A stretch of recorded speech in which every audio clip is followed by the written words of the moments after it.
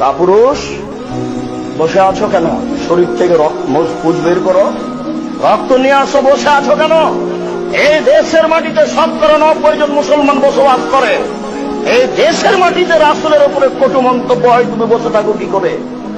যারা রাসূলের উপরে কটু মন্তব্য করে তার ফাঁসি হবেই, হবেই ফাঁসি, আজ হোক কাল হোক।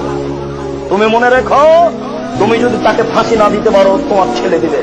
তোমার ছেলে যদি তাকে ফাঁসি না দিতে পারে, তার ছেলে দিবে। তার ছেলে যদি তাকে ফাঁসি না দিতে পারে, যেদিন ঈসা আলাইহিস সালাম আসবেন সেদিন এদের ফাঁসি হবেই।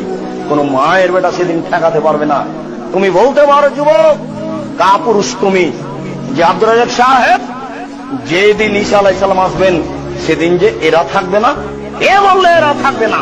এদের শুক্র কীটের আরো হাজারো মুরতাদ তৈরি হবে, এদের বীর্যের আরো হাজারো মুরতাদ তৈরি হবে।